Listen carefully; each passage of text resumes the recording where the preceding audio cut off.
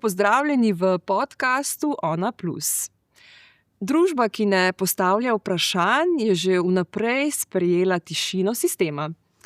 Danes v studiu ne bomo iskali lepih besed za realnost, temveč bomo raziskovali razpoke v naši kolektivni matrici in se spraševali, zakaj se zdi, da kljub poplavi informacij nikoli nismo vedeli manj o tem, kam gremo in kdo smo.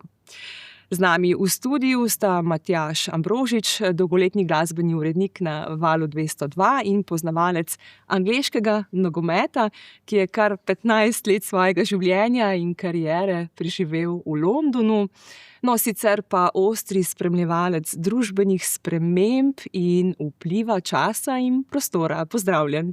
Živijo, hvala za vabilo. Ja, nekako tako. Nekako v tej smeri. Drži. Hvala za lep uvod. Ja, z veseljem. V prvi vrsti, seveda. Pridružuje se mu Manca Karnel, kreativna direktorica na komunikacijski agenciji PM, nekdanja balerina in plesalka, magistrica kulturologije in zavzeta opazovalka družbe, ki jo zanima predvsem, kako se danes oblikuje okus. Pozdrav tudi tebi, Manca. Živijo, obima. Na začetku me zanima, glede na to, da se pogovarjamo o družbi in kaj vse jo oblikuje, smo sploh še arhitekti družbe ali morda le pasivni uporabniki vnaprej zrežiranih algoritmov, glede na to, kaj vse se danes dogaja v svetu? Jaz bi zavzel kar neko kritično gledišče ali pa odziv bi zapopadel glede na tvoj uvod. Jaz mislim, da smo absolutno dokontroliramo položaj in da tudi ustvarjalnost, ki jo poseduje človeštvo, ne bo dopustilo, da bomo nekako obstali ali pa začeli postajati res roboti. V tem smislu se mi zdi, da je in umetnost in druge vrste ustvarjalnosti, nenazadnje znanost, predvsem pa tehnologija, da nas žene naprej in da ne bomo praktično, da se zavedamo tega, da ne bomo ničesar prepustili naključju, in se mi zdi, da kljub nekaterim pesimističnim napovedim ali pa mogoče kakšnim vsotam, kako naj rečem, vseh po večini negativnih odzivov na to, kar se dogaja in v kar se predvsem zahodna civilizacija razvija. Jaz ostajam optimist in skratka bomo kasneje tudi verjetno potrjevali karkoli bo že izrečenega in jaz bom ostal na tem, bi rekel, na optimistično prehitevalnem pasu. Ja. Okay. Z veseljem. Okay, ja. Jaz se mogoče pridružujem temu mnenju, da smo še vedno verjamemo v to, da smo inteligentna bitja ljudje in verjamem tudi v moč domišljije ali pa zamisli, ki smo jih sposobni sproducirati in za njimi stati. Ampak mogoče imamo vseeno tukaj malo problema, ne? Problem imamo z mnenjskimi vodji, ne? Kje so, koga poslušamo zares. Velikrat, predvsem na družbenih omrežjih, so to ljudje, ki niso zares razmislili stvari do konca, so to ljudje, ki so v bistvu manj inteligentni, kot smo mogoče mi sami, ali pa manj izobraženi, ali pa mogoče samo manj spretni s tem v nekih razmislekih, ali pa v domišljiji, ali pa sposobni za poprijeti neke svoje misli in jih nekako koncizno predati naprej. In je tudi to, zaradi tega so tudi bolj enostavni, lažje jih je sprejeti, lažje je tista njihova 5-alinejska mnenja vzeti za prava in za pomembna in mogoče za vodilo, ne? Sam iz tega gledišča, ker so pač bolj simpel, ne? In vse preveč je teh nekih srednje relevantnih moških, ki v svoje garaže, namesto da bi parkirali tam svoje avtomobile, parkirajo svoje podcaste in z njimi pač širijo ena svoja gledišča, ki pač so res primitivna, no, in nerazvita, no, čisto direktno. Ja, mogoče včasih so temu rekli načitanost, ne? Mogoče je premalo ljudi načitanih, ali pa morda tisti, ki so, da se premalokrat spustijo v neke konstruktivne debate ali pa v širjenje mnenj, ki jih imajo. Matjaž, Edward Murov je v bistvu tak dober primer in njegova oddaja See It Now, v smislu ne samo to, da je bil izobražen človek, imel je dobro ekipo, bil je načitan, vedel je, kaj se gre, ampak je lahko z neko svojim glasom nekako so rekli, nekako sledil temu, da je premaknil celotno družbo. Danes redko v takem smislu še, bom rekla, novinarji, voditelji izpostavljajo, ne moramo več govoriti o tem, da smo še korektiv družbe ali pa kritika oblasti, smo res bolj nekako res podaljšek PR-ovskih služb, pa pustimo zdaj politiko recimo ob strani. Ja, jaz bi tukaj bil precej rezerviran, da bi tako enoznačno to potrdil. Skratka, že prej sem omenil tehniko in tehnologijo z razvojem obeh je človeštvo skratka napredovalo z vedno večjimi koraki in tudi v prihodnje bo tako, skratka, ti koraki se bodo še povečevali in bo ta razvoj še bolj dinamičen, ampak skozi zgodovino vemo, da so deviacije nastale ravno na pragu vseh teh tehničnih in tehnoloških sprememb. Tudi vsi, bodisi znanstveni, od fizikalnih do socioloških konceptov, ki so bili izumljeni ali pa so bili potrjeni v enem času, moramo se pravi ta ravno časovni, zgodovinski kontekst razumeti in v tej luči razumeti tudi vse to, kar se je takrat ustvarilo. Zdaj je nova realnost je praktično vsak teden, da ne rečem, oziroma seveda pretiravam, vsako pomlad, da bo bolj romantično izpadlo kljub vsemu. In se stvarim prilagajamo. Zdaj, glede položaja, da bi z eno potezo ali pa z eno intervencijo medijsko lahko spreminjal družbo, ti časi so absolutno mimo, zato ker je vsebin preveč in disperzija teh je prehuda oziroma prezahtevna za posameznika oziroma za posamezno glavo.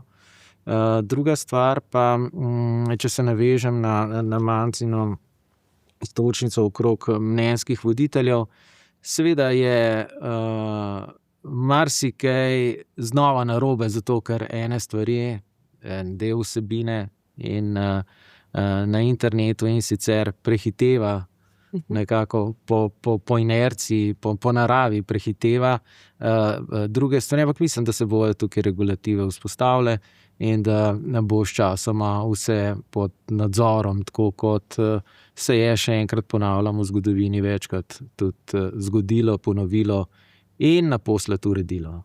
Ja, čeprav novinarski kodeks je preživet, pa še marsikaj drugega, ampak glede na to, da imajo ljudje tebe kot nekega mnenjskega voditelja, komu ti zaupaš v tem smislu? Kdo so ljudje, ki po tvojem mnenju v slovenskem prostoru ali pa širše premikajo te standarde, kot so nekakšni novinarji? To se moram pa upravičiti vsem, ki so na sceni in ki so glasni na sceni in so lepi in všečni, ker skratka, kot novinarski profesionalc imam nek svoj prav in nek svoj modus operandi, da ne rečem, oziroma spremljam tisto, kar me zanima že od nekdaj in sem nekoliko nukalupljen. Komu zaupam v tem primeru ali pa v tem kontekstu, je pa seveda najbolj zanimivo vprašanje. Najbolj sebi zaupam v tem smislu, da skratka tudi jaz podajam svoje mnenje in da poskušam biti v tem smislu kar se da neodvisen. In različne tehnike in metode uporabljam za to, in te se mi zdijo vedno znova, ko se preizprašujem o njih, se mi zdijo dovolj simpatične za moje bivanjsko ali pa delovno okolje, še vedno aktualne, primerne, in pač svoj opus razvijam po teh nekako načelih, principih. Kdo pa je zdaj mnenjski voditelj? To bi bilo... To je verjetno dolga debata. Se pa bojim, da kakšnega pametnega konca ne bomo ujeli. Ne bomo, ja. Manca, zdaj, ko smo še vedno pri mnenjskih voditeljih, tudi v filmski industriji je vojna v Gazi trenutno najbolj vroča tema, ker se kaže v mnogih odprtih pismih, politične izjave se kar vrstijo na rdečih preprogah, pa tudi določene, ki so zagovarjali svoje stališča, so izgubili projekt ali pa doživeli močan odziv javnosti. Pa se ti zdi mogoče, da je politični angažma hollywoodskih zvezdnikov izraz odgovornosti ali privilegija in komu v resnici koristi? Za začetek jaz nisem zasledila toliko, pa kar dobro sledim, se mi zdi vsemu temu dogajanju v popkulturi, da bi bili sploh recimo na Oskarjih, ko so bili zadnji tak veliki hollywoodski dogodek, da bi se tam kdo prav jasno politično izrekel. Pač edini mogoče je bil Sean Penn, ki je bojkotiral v resnici Oskarje in šel na neko debato v Ukrajino. In pa Xavier Bardem, če se prav spomnim, je on bil edini, ki je rekel no war in free Palestine. Ta dva stavka, ki sta nekako ključna in ki si jih je samo on v bistvu upal povedati med vsemi tistimi, ki so pač imeli priložnost nasloviti karkoli v resnici. Torej, se ti zdi, da je premalo tega? Ja, se mi zdi, da je absolutno premalo tega. Premalo tega je pa tudi v filmih. Pač, ne vem, noben film, ki je bil letos predstavljen, recimo, če se omejimo samo na ta izbor Oskarjev, ni bil film, o katerem bi jaz zares razmišljala, ki bi nekako krepil nek kritični razmislek ali pa vsaj me spodbudil, da v tem filmu naprej debatiram, ko zapustim kinodvorano ali pa pač, ko izklopim televizijo, ne. Recimo ta, kaj je že, kaj je Leonardo DiCaprio notrno. Od mene si zadobila, okay. No, v glavnem, tudi v tem filmu, recimo, to Sean Penn je dobil Oskarja za stransko vlogo. Recimo, mislim, so bili fantastični posnetki nekih car chaseov, bilo je tudi v redu eno društvo prikazano enih takih prostozidarskih snobov, takih radikalnih republikancev mogoče, ki se jim imenovalo Christmas Adventure Club, kar se mi zdi kar duhovito ime. Tako, imel je ene par dobrih momentov, ampak generalno, cela zgodba, cel storytelling ni imel nobenega sporočila za res, niti prave zgodbe, kaj šele, da bi imel kakšno politično, da bi te opremo s kakšnim takim političnim mnenjem ali pa ti pomagal malo razmišljati o tem, kaj se na svetu dogaja, sploh v Ameriki. Kateri pa so, recimo, po tvojem mnenju, filmi, ki pa so zaznamovali? Ali pa... Ja, recimo, če smo že pri Oskarjih, leta 1999 je bilo tam vrsta filmov, ki so bili pač odlični, ampak to je bil pač vrhunec ameriške kulture, očitno. Takrat je bil pač pik. Je bil The Matrix, Magnolia, Talented Mr. Ripley, to je kar lista, se kar vije. In te filmi so res formirali takrat kulturo in tudi popularno kulturo. Tako da, in še vedno se ljudje referirajo na njih. Prej sem omenila te nerelevantne moške, ki pač snimajo svoje podcaste in krepijo ta menosfir. Tudi oni recimo so iz Matrixa potegnili ta red pill efekt, sam so si ga čist narobe interpretirali, so pač malo preslabo pogledali ta film, in odnos s Trinity, predvsem, ker pač te menosfir nekako protagonisti, te scene, imajo zelo, zelo grozen, mislim, tako, odnos do žensk v bistvu ne obstaja. Okay, ja, tako da v bistvu se vedno bolj pogosto. Ja, kar je mislim, meni težko kot ženski in pač kot človeku, sploh ne kot ženski, kar težko pade. Matjaž, kje se je zalomilo, da recimo ne delamo več neke kulturne vsebine, ob kateri bi lahko razmišljali? Mislim, da se delajo kulturne vsebine, samo ponudba le-te je toliko široka in je različnega tipa, govorimo o različnih formatih. Seveda je najlažje se spogledati s svojim mobilnikom in vključiti enega od podcastov. Drugače je z obiskom gledališča, na primer. Absolutno, se strinjam, ja. Se pravi, kdor želi vložiti nekaj več časa v prvi vrsti, po drugi strani pa tudi zbranosti, ima na voljo marsikaj. So še vedno seveda tudi aktualne gledališke predstave. V začetku vojne v Gazi je bila odmevna v Mladinskem gledališču. To predstavo so zanimivo skreirali sami igralci. Praktično se reče, da je komad nastal na njihovo pobudo, na lastno pest, skratka kot nek protest ali pa upor temu, kar se je dogajalo na tem nesrečnem koncu sveta.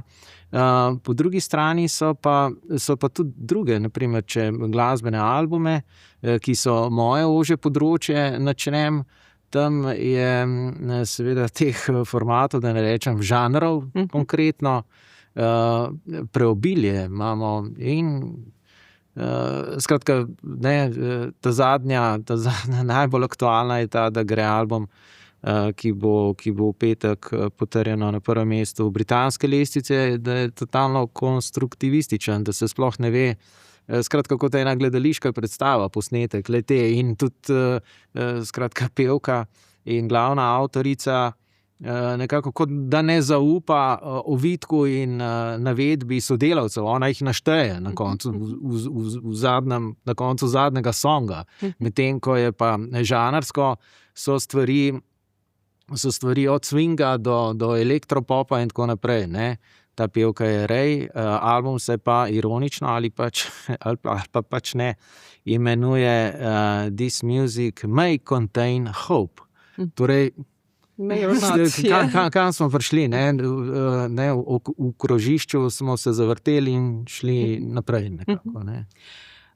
Pred pogovorom smo se pogovarjali oziroma smo načela temo ravno o tem, kako so včasih bili že sami komadi, pesmi bistveno daljši, ne? To so bile minutaže 7 do 10 in plus minut, ne? Zdaj se nekako vse secira na 3 minute, kjer se pove veliko ali pa nič. 3 minute je zdaj že zgornja meja. Je pa tudi velika razlika seveda v produkciji, v teksturi glasbe, ne. Se pravi, rockerji ostajajo na enem polu, vse druge bolj bučne zvrsti so pač na enem drugem, tretjem planetu, potem je trap, ki je dejansko prilagojen mogoče celo poslušanju preko telefona. Skratka, najbolj osnovno štrklanje, kakorkoli ritmično, ne, če zdaj malo se pohecam oziroma malo popačam namenoma stvari. In je s tem so seveda tudi minutaže, tudi seveda oblike so drugačne. Ravno tako je z osebnostjo ali pa z deležem, vokalnim deležem če izvzamemo popularno glasbo, ne, do momlanja, petja, ki ga praktično nihče ne razume, do drugih skrajnosti, ki so spet mejne in ki jih mogoče starejše generacije nekako niso poznale ali pa imele za svoje, ne. Ampak to, kar je zgodovina ponudila, Pink Floydov in Queenov, ne bomo več doživeli, oziroma naši zanamci bojo to mogoče spremljali oziroma spoznavali v muzejih, ne, ali kjerkoli pač. Deva se še majčkeno ustaviti pri glasbi ali pa nekem širšem pojmovanju.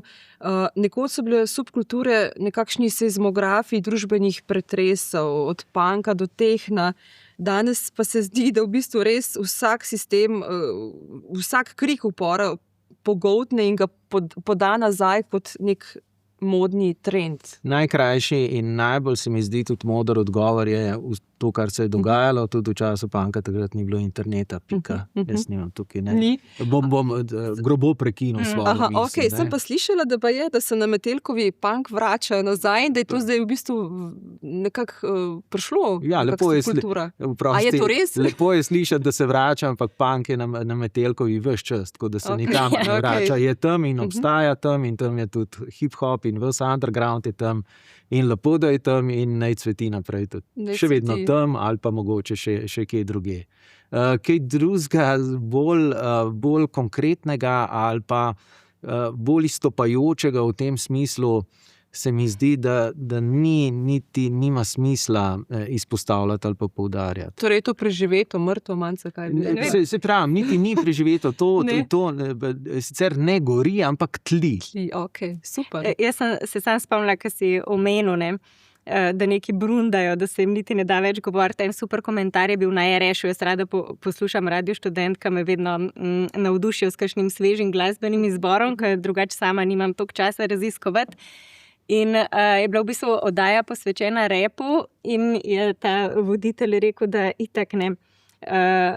Oni, ki smo bili rojeni v 80-ih, še malo razumemo muziko. Oni, ki so bili v 90-ih, že malo manj. Oni, ki so milenijum otroci, sploh slabo, ne, da so jim važnih samo unih 10 sekund, ki jih lahko slišijo tudi na TikToku, ne. In da je posledica vsega tega tudi to, da te mladi avtorji, da se jim ne da niti repati več, ne? Da se jim ne da niti odpirati ust, kaj šele se spomniti kakšnega referena, da pač osnova komada je bil nekaj, kar si lahko singalongal, kar si lahko zapomnil in ne, imel neko muziko pol v glavi.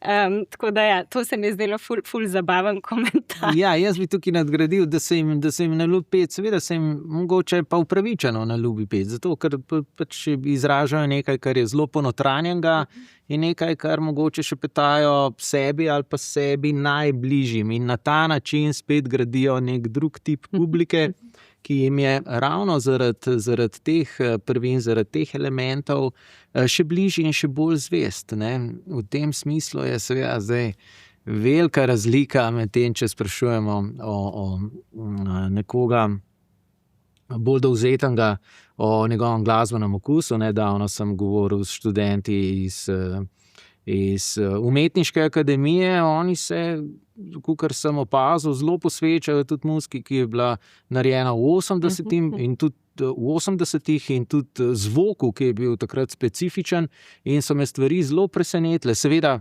študenti na logistiki ali pa mogoče v tehnično usmerjeni posamezniki glasbo niti ne preučujejo tako globoko, kot mogoče vizualci ali pa drugi kreativci ali pa pisci ali kakorkoli. In jim je dovolj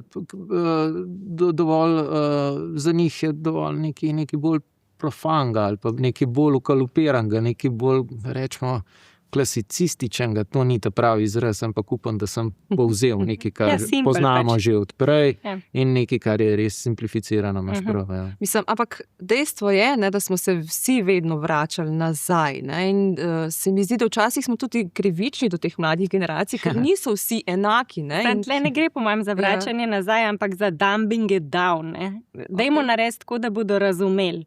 Dajmo razmisliti stvari tako, da bo najširši množici jasno in pa ne vstane od tega nič, ne.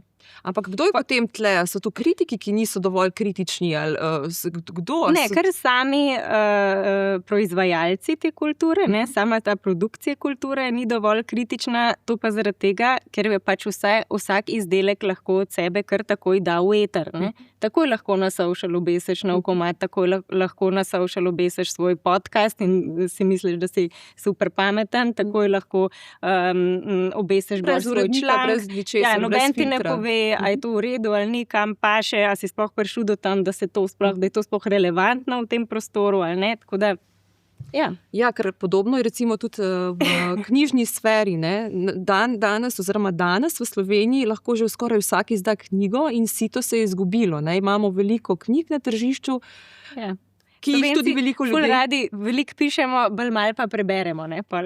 Tudi bere se veliko, to ni čisto res, ampak deva se še majčkeno tlele dotakniti tega, kar si rekla, glede tega, kaj je na voljo, ne, in filma. Zdaj, v bistvu omenila bom Viharni vrh, ker je bil to recimo v zadnjem obdobju najbolj zaželen, ali pa karikiram, ki v bistvu nima veliko niti, bom rekla, povezave s samim izvirnikom. Pa me zanima, gre za neko sodobno predelavo.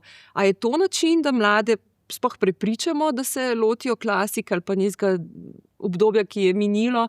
Ali, Tle, jaz sam dve stvari ki sta mogoče zanimivi pri Viharnem vrhu, ki bi jih bilo fino omeniti. Ena je ta, da je ta film samo zadev nek styling, ni to govoril o razrednem boju, ker tam je pač, ampak je pač zadev styling, ki zdajle pije vodo. Ne. Zadev ga je pa zato, ker imamo vsi dovolj tega funkcionalizma in neke učinkovitosti tudi v oblačenju in gremo malo nazaj v 18. stoletje, ne. Malo bi radi imeli naborke, pa trakce, pa pentlce, pa velike krinoline, pa tančice, pa to in to je zelo taka peeling scenografija in kostumografija, ki deluje osvežujoče, ne. Niti treba več imeti clean looka, niti treba več, ne. Lahko imamo zdaj spet vso to stilistično navlako, ne, ali pa dekoracijo, ne.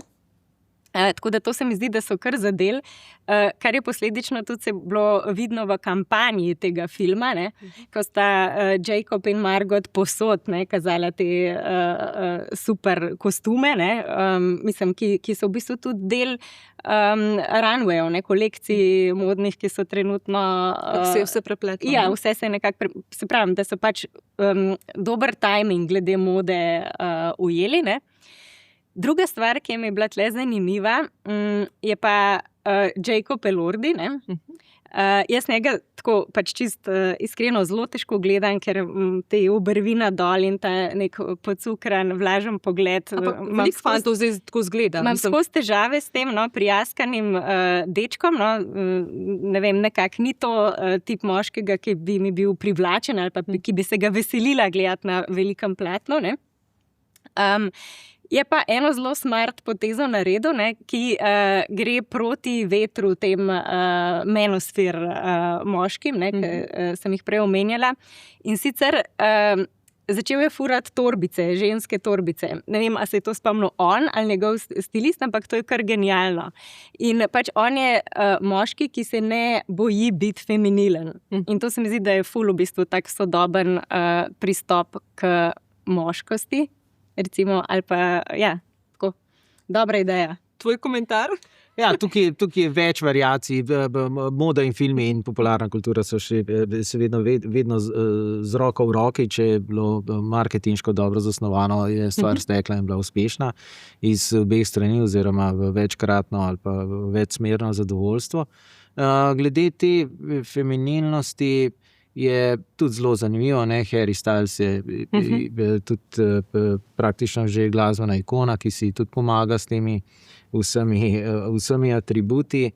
Je pa še enkrat, ne, mi se dejansko pogovarjamo o večjih formatih, o večjih svetovih, o večjih sferah, recimo, tega, kar vsrkavamo vase in kar artikuliramo ne nazadnje in kar poznamo in kar vemo in kako se na osnovi vsega tega vedemo.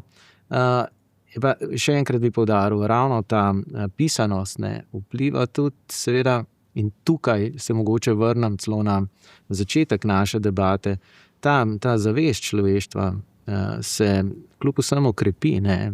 Mi smo na nek način kljub vsemu bolj kritični do tega, kar imamo, ne nazadnje, je tukaj v prvi vrsti vprašanje in še enkrat znanosti in zgodovine in tudi religije, ne, v to, kar pač verjamemo in do česa smo, v kar brezpogojno verjamemo in do česa smo zelo kritični in zadržani. Ne. Tukaj se mi zdi, da se bo človeštvo izvilo ravno zaradi te ponotranjenosti, ki se krepi, ne? Ker kljub vsemu mi smo izpostavljeni vsem tem podcastom, kakorkoli, ampak tam je gumb, ki lahko prekinemo to, kadar čmo, če nam gre na živce ali pa če imamo dosti tega, če smo del te vsebine ali pa bistvo zaužili do enega osebnega plafona oziroma do ene ravni, ko nam tega ni treba več niti poslušati. In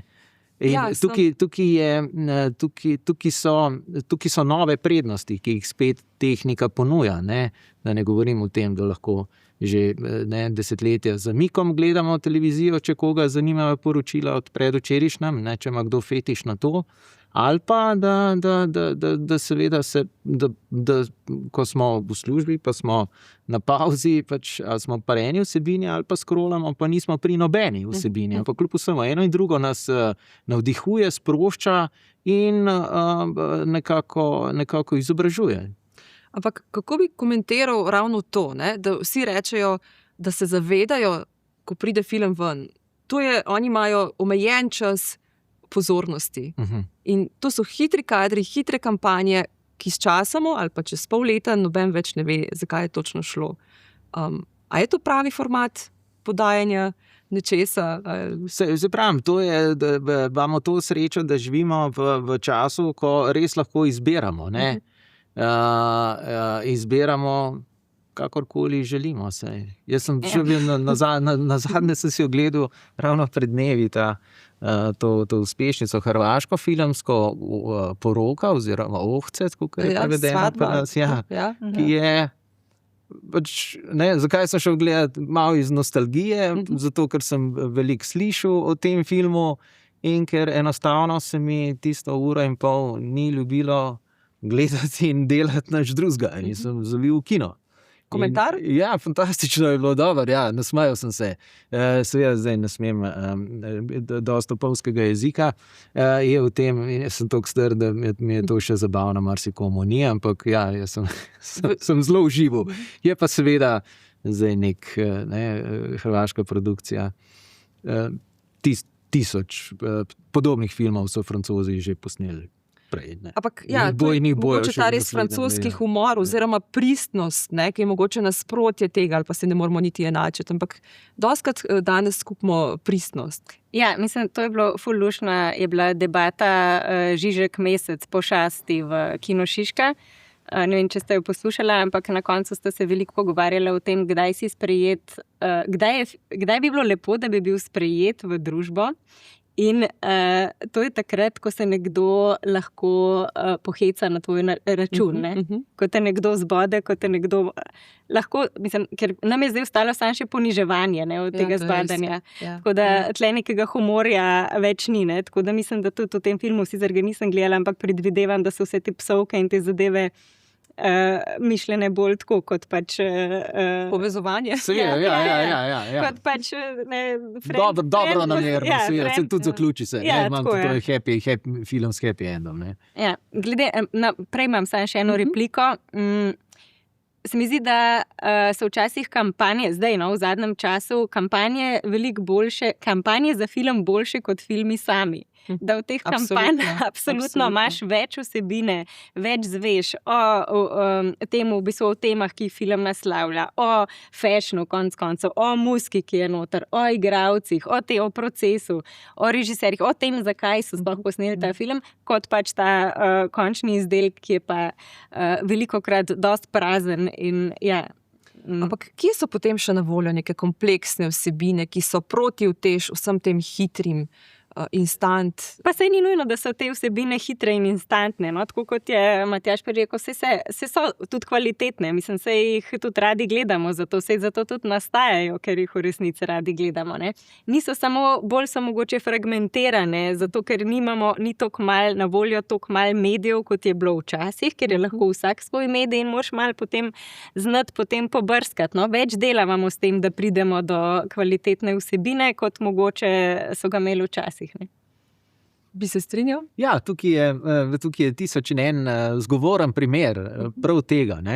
Sej danes se večina tistih vprašanih nekako rado pohvali. Nam pa prodaja raste.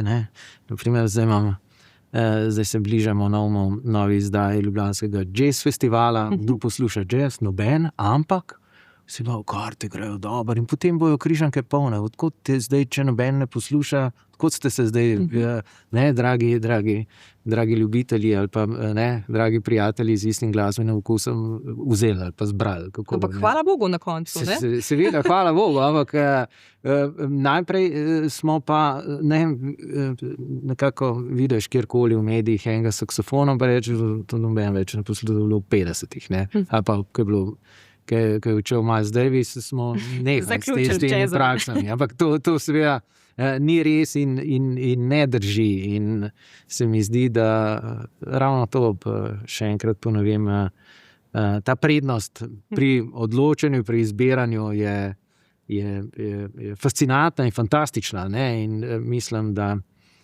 smo lahko veseli, da smo v tem času živi. Če ravno, ne, to, kar sem ravno kar rekel, je floskula starih fotrov. Vsak v zadnjih 300-500 letih, odkar se je približno razvila medicina, je verjetno trdil, v kakšnih časih živim, kako je to fantastično, kako se stvari razvijajo. Ne?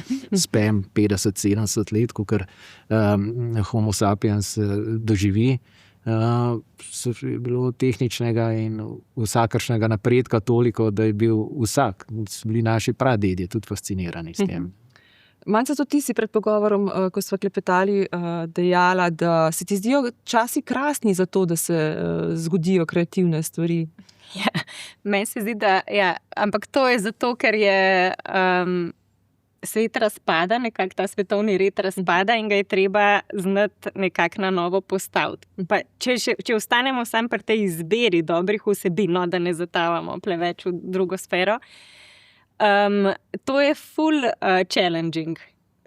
Da si zaznaš, kako v bistvu, recimo, jaz imam 14 let staro hčerko. In ful je fascinantno opazovati, kako v bistvu so že v tem času, ne, zdaj pač, ko je postala najstnica, kako so se njeni sošolci, kako so se razfragmentirali. In politično, ne, in pač glede na izbiro medijev ali pa stvari, ki jih imajo radi, ali pa kulturo, recimo. Ne. In kako zelo močno držijo skupaj, ne? Kako se potem vzpostavijo te mikro množice ljudi, ki potem recimo grejo na ta jazz festival, ki si ga prej omenil. Ne? In to se mi zdi zelo fascinanten čas in zato tudi jaz rada živim v tem času, no? Ker se mi zdi, da rabimo res velike domišljije, zamisli, idej, kako ga prijeti, da bomo iz njega naredili nekaj lepega, ne pa pač totalnega poloma, kot zdaj le kaže, no? Recimo z vsemi temi vojnami, ki nam pritijo in ja. Jaz sem načeloma pacifist, tako da me to zelo moti. In nam dražijo vsak dan. Ja, dražijo vse. Ja. Matjaž, Manca je omenila politiko, pa bi se kar potem malo obesila na to. Zdaj, jasno je, da se nekako ljudje odločamo na pač volitvah na podlagi všečnosti, ne, in ne same vsebine. Ne. Ta stvar ni od včeraj. Ampak se mi zdi, da se na nek način premikamo še dlje. Ne. Zdaj, neki vplivneži postajajo režiserji našega mnenja in z nekimi, bom rekla, orodji, kot je deepfake manipulacija, v primer Aste Vrečko, pa nas nekako potiskajo v svet, ko več ne vemo, kaj je res in kaj ne. Zanima me, ali smo sploh še nekako neodvisni, ali se nekako obnašamo oziroma imamo samo vlogo publike v političnem šovu. Tukaj zdaj, če se pogovarjamo o vrhu, ne, v tem političnem vrhu ali pa v vodstvenih strukturah, ves čas od mojega študija je bil zelo negativističen odnos do te gerontokracije, kot se reče, da stari ljudje vladajo. Sicer posedujejo modrost in izkušnje, to jim ne gre oporekati, ampak še vedno pa se, ne, v teh desetletjih, kakor sem jih preživel na tem planetu, nekako borimo proti temu, da bi zavladali nekako mlajši, bolj sproščeni ali pa mogoče bolj agilni obrazi in dejansko potem tudi osebe in politike. Ampak kljub temu imamo pa tudi več primerov, ko pa so bodisi politični, bodisi mnenjski voditelji mladi ali zelo mladi in se stvari nekako ne morejo iziti v pravi smeri, ne. Imeli smo pred desetletjemi nekaj veliko upanje v zvezi z tedanjim ameriškim predsednikom Barackom Obamo, da bo stvar, da bomo išli z njegovo postavo in z njegovo moralo in načeli v boljši svet, in vidimo, da se to ni zgodilo. Ne? To je zanimiva primerjava. Ne? Danes ravno so obelodanjeni rezultati parcialnih volitev v Srbiji, tam vlada pač človek, ki niti ni toliko star, in te neke študentske liste, ki mu oponirajo, so bile uspešne, ampak kljub vsemu struktura, vsaj v vrhu politike, za njih še ni dosledno urejena, da bi dejansko množice potegnile z njimi. Ali pa vsaj velika večina, in bi prišlo do spremembe oblasti. In tako je marsikje, tudi ne nazadnje pri nas se ta dinamika dogaja, skratka na našem domačem političnem parketu. In mislim, da je tukaj veliko še problemov, težav, in imajo tudi nekateri, ki so zelo instantno zasloveli v tem smislu, tudi politično. Zanimivost, še vedno najstnica Greta, vsi jo poznamo, ona bi mogla potegniti nek eko-bio, ne vem kakšen zeleni val, pa tudi je najprej bila seveda čislana in z večjih strani nagrajena, ampak potem se je kar enostavno izgubila, čeravno se v tistem momentu, ko ona zacvetela na sceni, zdelo, da bo praktično celo človeštvo, da ji bo potrdilo in sledilo. Zato, ker se je zeleni val izgubil. Ja, ampak tukaj se pravi. V zelenih tematikah se v bistvu tudi v slovenskem prostoru seveda, res ne govori. Seveda, stvari so kar naenkrat izparele, ampak na škodo nas samih, in to bi mi morali zamejiti. Samo če se zdaj za nazaj sprašujemo, zakaj te Grete nismo postavili za predsednico Združenih narodov ali česarkoli, je pa tukaj spet novih tisoč in več problemov, in z tem političnim sistemom se imamo za poigrati še kar veliko, se mi zdi. Ampak omenjal si mlade, recimo desnica nekako je zelo poskrbela za to, da ima močan podmladek. Na levi strani, pa bom rekla tam na bolj liberalni, ni tega veliko, ampak če se zdaj povežemo s pop kulturo, kje so si ti mladi, kaj počnejo, kaj poslušajo, kako živijo, take stvari me zanimajo. Ja, mogoče so, pa vse to je potrjeno, so malenkost bolj introvertirane generacije zdaj na poti, oziroma prevzemajo, čez 20 let bodo oni oblastniki in direktorji in menedžerji in tako naprej. Bomo videli, lahko pa, da se ta zdajšnja ali pa navidezna, recimo, da ne bom koga užalil, introvertiranost reflektira nekoliko drugače, oziroma v drugačni luči, drugačni smeri, da se razvije. In še enkrat se vračam k tismu, glede na to, da ta poduhovljenost tudi nekako prežema naš vsakdan, ne nazadnje skrb zase, od kozmetike do pravilne prehrane in v polnih telovadnic, kakorkoli, da pa bomo išli v nekaj zelo pozitivnega, da ne rečem rožnatega, ker to bi bilo mogoče malo preoptimistično zaenkrat sam.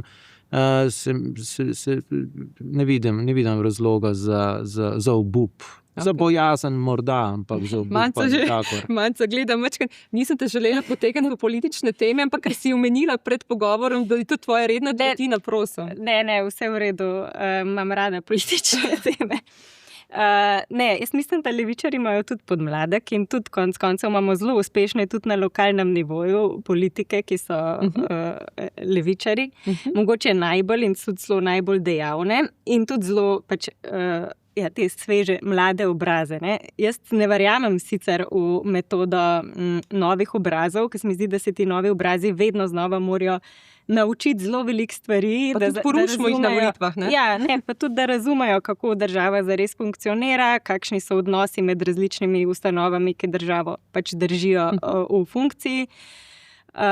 Tako da to s to željo po nečem novem, samo zato, ker je novo, se mi zdi, da tle pri politiki moramo malo nazaj držati, se malo brzdati s temi novitetami.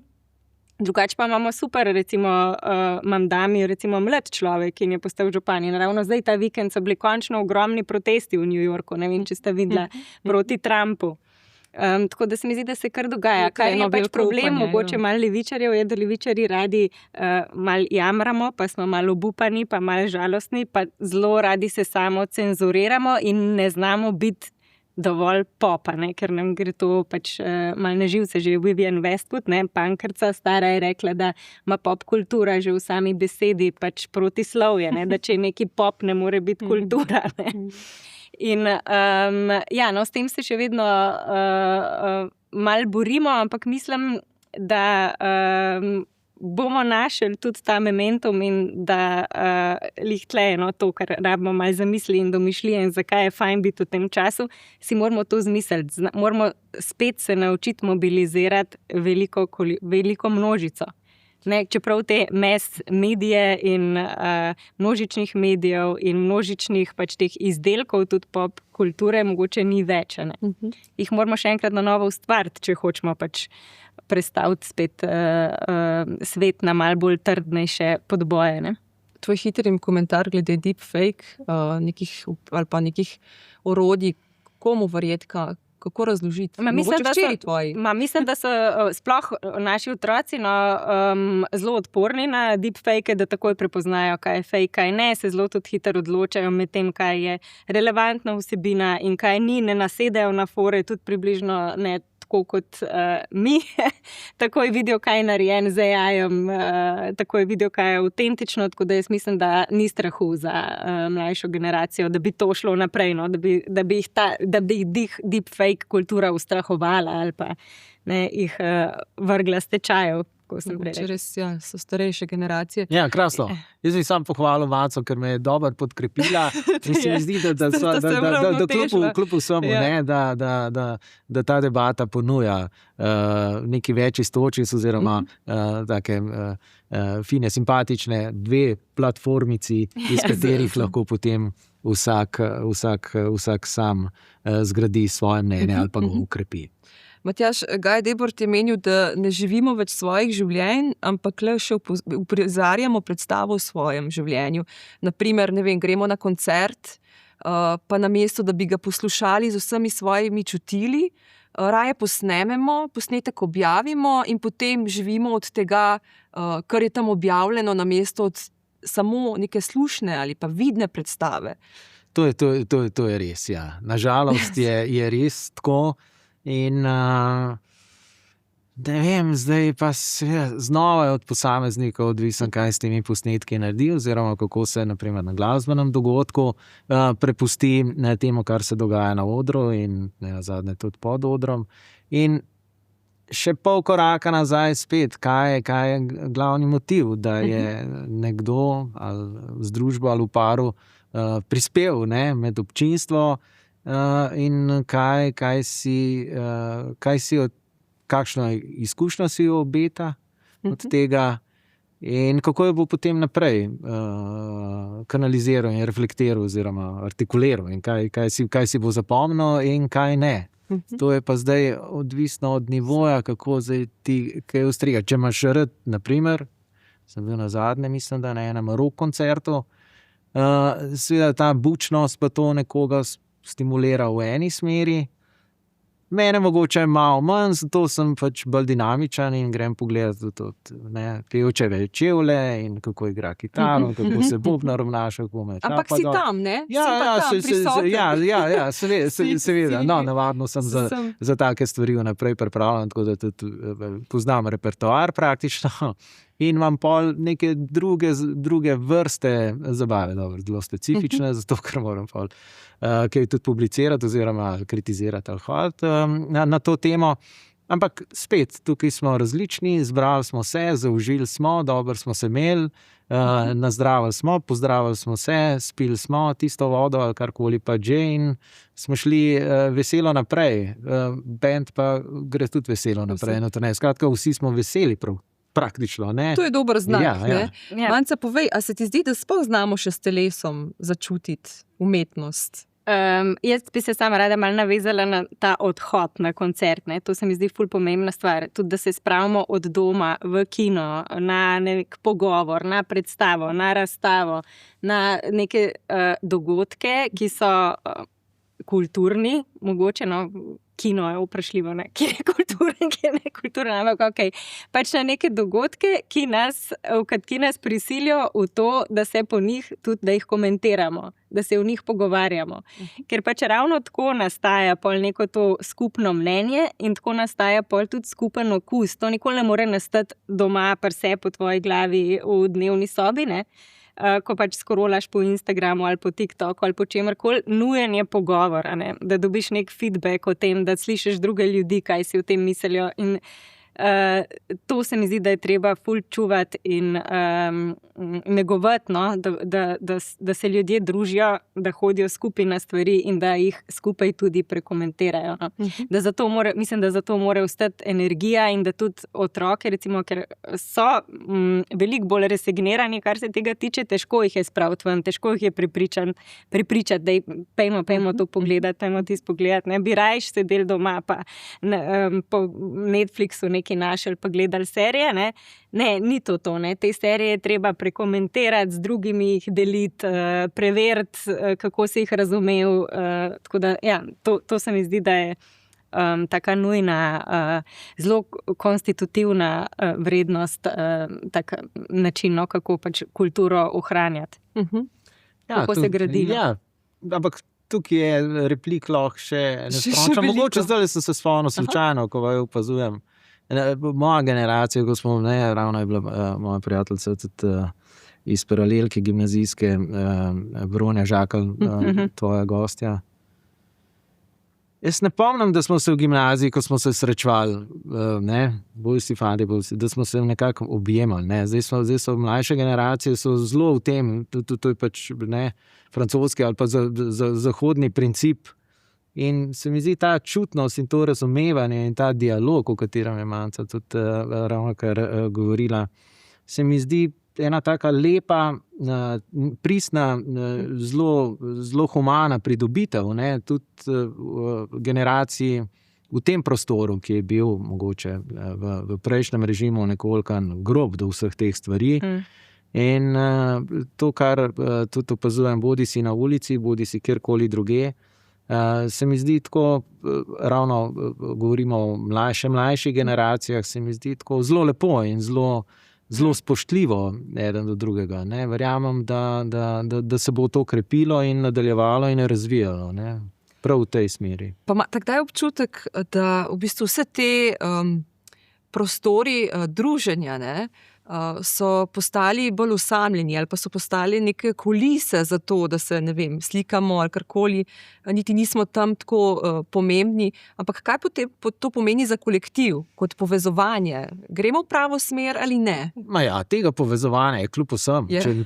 Če ni fizično realno, je pa digitalno ali pa je nadaljavo. Saj tega je ogromno in bo še, tega bo še več. Zdaj. In kako? Pač sam težje izbrati, s čim se povezovati, ker je to razfragmentirano. Mogoče s čim, ampak s kom pa mogoče niti ni. Ravno zato sem rekla, da je dobro iti na stvari, kjer je velika množica ljudi, ali na koncert, ali v kino, nekam, kjer nisi samo s svojimi spet, ne. Kjer imaš priložnost srečati še koga, ki mogoče ga vidiš prvič, ne deli tvojega mnenja, ne lajka tvojih objav. Tako. In tukaj ne nastopi ta zveličana, kakorkoli korona uboga, ki nas je prikrajšala za vse te stvari in so zdaj se vrnile in se mi zdi, da okrepile. In to v tem, kot sem že rekel, zelo pristnem, zelo čutečem smislu, kar je okej. Manca, se ti zdi mogoče, da nismo bili nikoli tako povezani digitalno, kot smo zdaj, pa hkrati se pojavlja tudi neka osamljenost. Se ti zdi mogoče ta osamljenost tudi nek tržni produkt, s katerim lahko operirajo na način, da ko si sam, imaš več opcij, da si potrošnik? Ne vem, meni se to zdi čisto preveč zarotniško, tako nisem pristašica teh teorij zarot, se mi zdi, da imaš še vedno čist...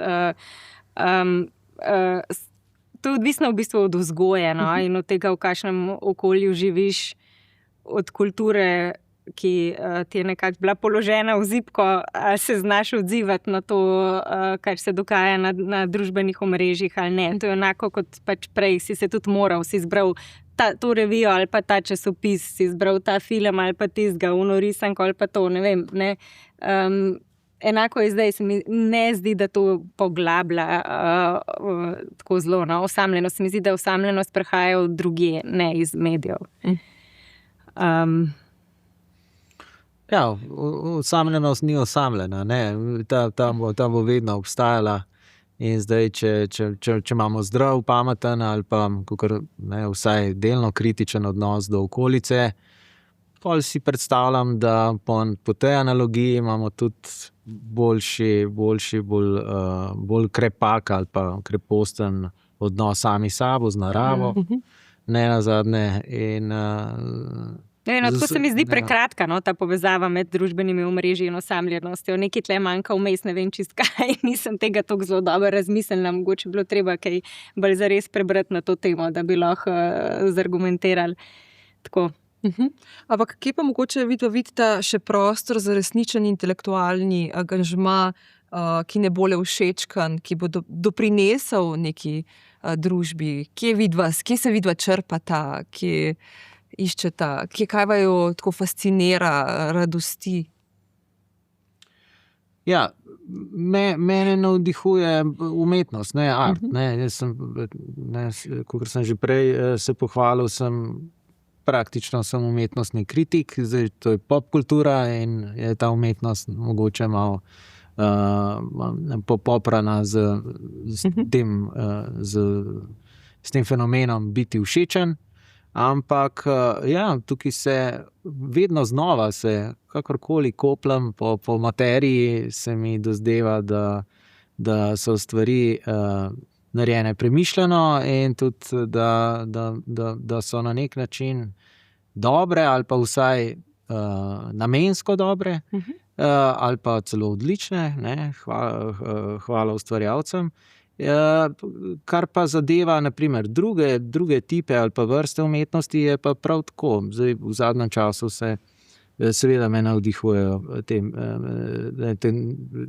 nove tehnologije oziroma razvoj teh, to se mi zdi fascinantno.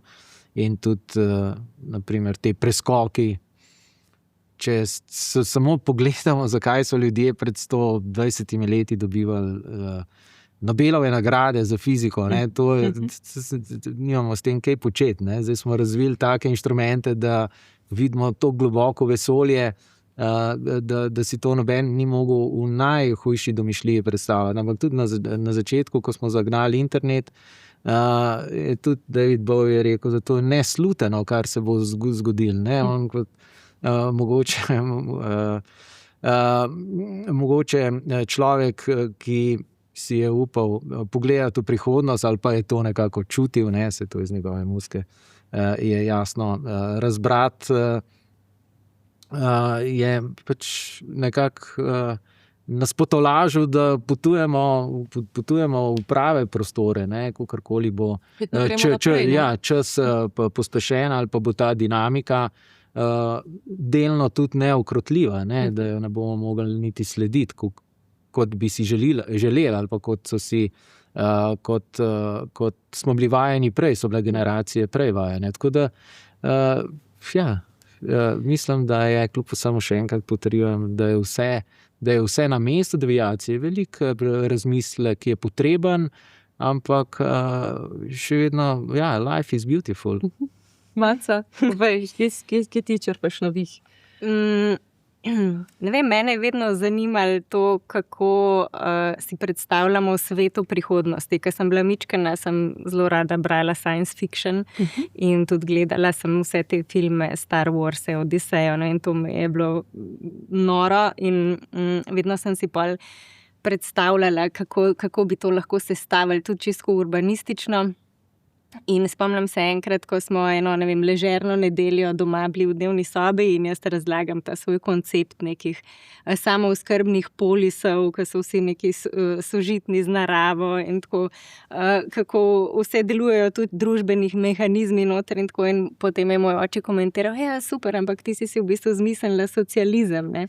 Ampak smo videli, da to nekako ne deluje, ne. Jaz še vedno mislim, da nekako nam zdaj dobro kaže, ker temu kapitalizmu ne kaže več dobro, neki se lomi, ne, te ameriške sanje so zgrmele v prepad. Ne še. In smo blizu.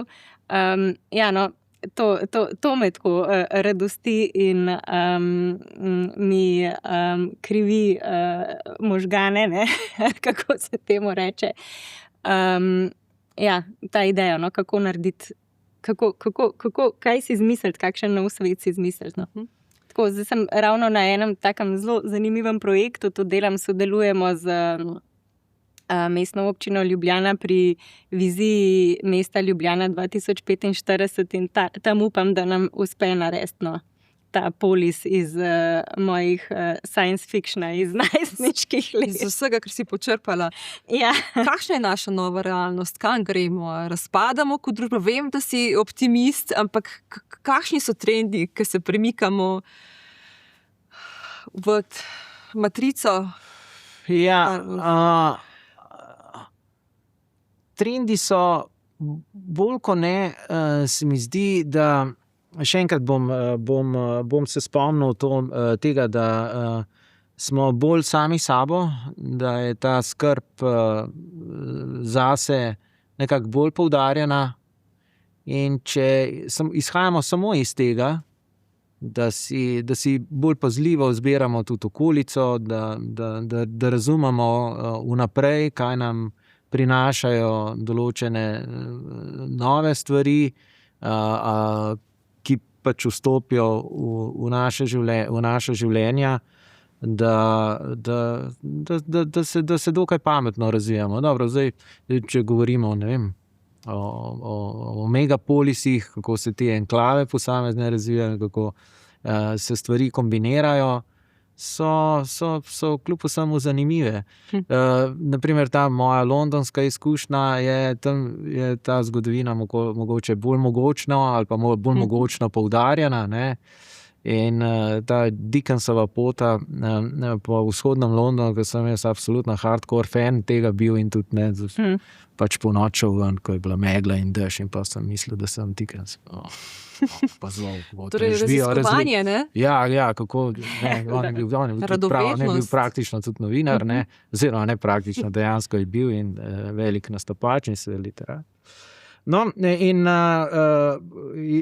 tam so ti prerezi, ne, socialni, tako zelo dobro vidni in kljub vsemu so vsaka nova plast, ki pride, je bila boljša, je bila bolj razvita, je bila pametnejša, je bila bolj krasna, ne, in dobro, zdaj smo prišli do točke, ko se velikih, ultra visokih stavb v Londonu ne bo več gradilo nekako, ne, tam so se stvari ustavile ne vem, kjer 45. nadstropju, recimo, v londonskem cityju.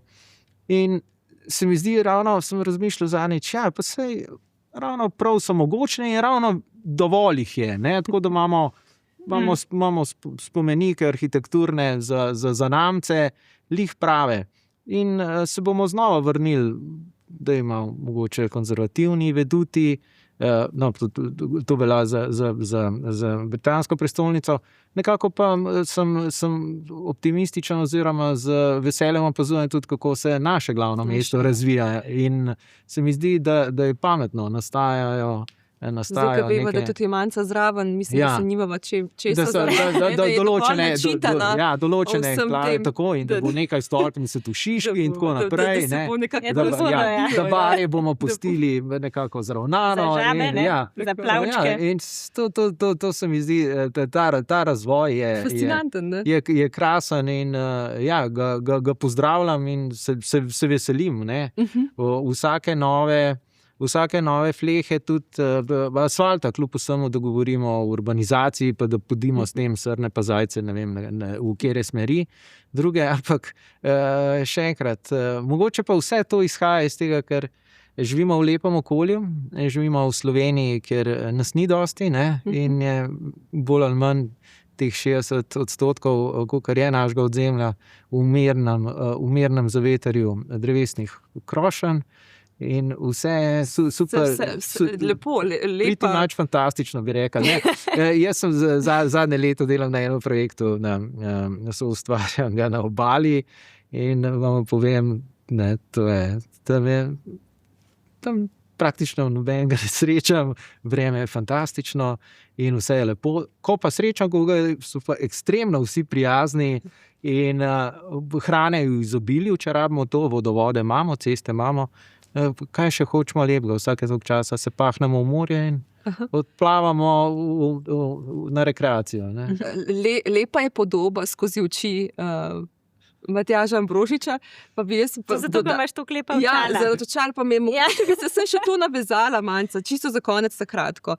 Marcel Proust je rekel, ne, Daril Vojič, ne, torej bom prevedla, torej potovanje ni v tem, da vedno raziskuješ nove ozemlja, ampak da imaš drugačen pogled na svet. Bi se strinjala? Ja, mislim... Jaz mislim, da to je težko odgovoriti, kakšen svet bi si želela, ampak saj pravim, mene zelo zanima to razmišljanje o tem, kakšen bi ta svet bil. Zato konec koncev sem se tudi velik del življenja ukvarjala z umetnostjo, sem bila balerina, ne? Pač balet je sicer včasih, mislim, nekje ali pa radi ga interpretirajo kot režimsko umetnost, ne? Ki pa seveda ni takrat, ko sem se jaz tem ukvarjala, ni imela več te funkcije. Tako da tudi v bistvu balet je, ali pa pač ples, pa ustvarjanje predstav je v bistvu ustvarjanje teh novih svetov. Vsaka predstava je svoj svet, ali pa vsaka predstava je konec koncev svoj brand, če se zdaj malo navežem na to, kar zdaj delam. Ne. V bistvu je... Ves čas, celo življenje v bistvu že počnem isto stvar, na isti način razmišljam, ne? Torej ustvarjam neke male svetove. Bodisi kot prej, ko sem bila plesalka in zdaj, ko sem na komunikacijski agenciji. Tako da jaz mislim, da je moč v tem, da si znamo zamisliti svet, v katerem bi radi živeli in način, na katerega bi radi živeli. In potem se to kar naenkrat zgodi. Kaj ne rečem, hvala vam za pogovor, še bi lahko nadaljevala.